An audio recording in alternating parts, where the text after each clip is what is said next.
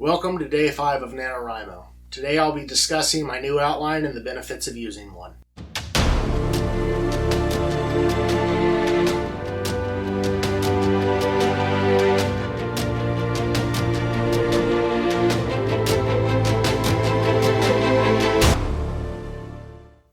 As I said yesterday, I was going to redo my outline. I'd run into a few problems when I'd sit down and try to write that the outline just wasn't strong enough. So I spent the last 2 days, rather than adding to my word count, which needs to happen if I'm going to hit this 50K by the end of the month, which I will still make happen. I wanted to get my outline strengthened up. That way I could write longer stints and get my word count where it needs to be with an enjoyable story, rather than trying to piece along and just moving at an extremely slow process for me. My max word count, which I haven't hit for quite a long time, was 15,000 words a day. I've not been able to hit that in a few years. Most of the time I average between 6,000 to 7,000 words a day. But if I don't know what I'm writing, that drops down to, maybe 2,000, and I just struggle through it. For me, having a decent idea of what I'm going to write helps me be as productive as possible. Which, when writing time is limited, productivity goes a long way. As I mentioned in yesterday's video, the lecture series with Brandon Sanderson, there's one segment in there, I believe it's in the very first lecture, where he discusses protecting your writing time and family and all of that. But the thing with that, and I agree with him wholly with this particular stance, an average writer takes 45 minutes to an hour to get into the zone. And, as a writer, most of you will know what I'm talking about. When you start writing, it's slow going, it's slow to get started, and sometimes it's hard to get anything worth writing down. Like I've explained to my daughter, is the best way to do it is I took her into the bathroom and I turned on the sink faucet. And I explained to her that as long as the valve is open, stuff can flow out. But if the valve is closed and you're not putting anything down, you're not going to get anything.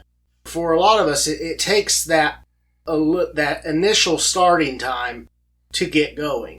Like he discusses in the video, a decent writing time is about 4 hours. It takes about 45 minutes to get going, and then you have the next hour or so is better than the first hour, but still not peak production. And about your third hour is where you have your most productivity overall. And then you start running out of steam about the fourth hour. I agree with that. That seems to be about where I set. Of course, I'm also most comfortable writing after midnight, but, here with my recent change of schedule, that's been a bit difficult to manage. I'm still getting used to the change in schedule. The thing with using an outline or not using one, it all depends on where you want to put your work. And I'm not talking about the work of the writing. By using an outline, you are basically front-loading. You're doing work in advance to write the story, so whenever you get to the final product, you have less things to fix there. Whereas if you don't use an outline, if you discovery write, you're going to have a lot rougher first draft than you would if you planned it out to start with. By doing an outline, you're front-loading the work, you're getting the kinks out of the way, so whenever it comes time for the finished product, you have less to fix. Whereas if you don't use one, you have a lot more to fix, or a lot more revisions, rewrites, stuff like that. That's probably the biggest reason to use one. Like I say, I'm more of a halfway point. I like having an outline just enough where I know what's happening, but it doesn't have to detail every single thing that happens throughout the entire story. I need basically 3 things. I need the location, the characters involved, and the gist of what's happening. Once I have that, then the details and all of that, those happen when I'm writing. That's just the way I do it. As far as this new outline goes, we don't really have enough time to do a full breakdown of everything that I've put into it. It is going to require a bit of a rewrite from my first chapter thus far, but I'll be able to recycle quite a bit of it. Like I said in the past, I was struggling with really where to start the story. because I had so many things that needed to happen before the actual story could start. But I think I found a way to fix those with this new addition, so to speak.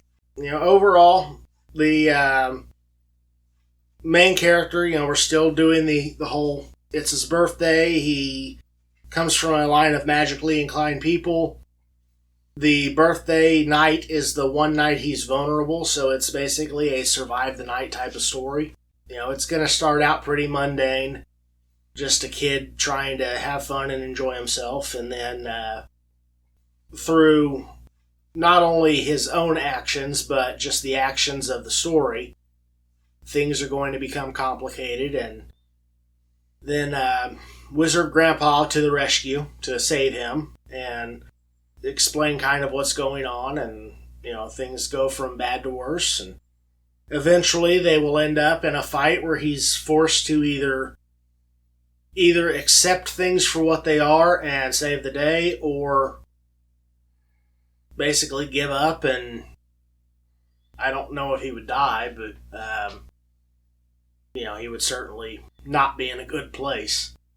But one thing that with this story, I don't want Grandpa to save the day all the time. That's one thing that the wise wizard, as it's called, always saving the day. Clearly in this story, the grandfather is going to play that role. However, he is not going to be the one who's always to the rescue. He will show up one time, basically just to provide information. That's really his primary job. Due to the rules of the story, I've barred him from really participating very much. But anyway, hopefully the end result will be a decent story, and I'm thinking maybe I'm going to try to aim for a bigger publisher with this particular book whenever I get it done. We'll see what happens closer to the end. Anyway, I am already 10 minutes into the recording, so I will go ahead and get off of here, and I will talk to you guys tomorrow with a bigger word count. We'll see you then.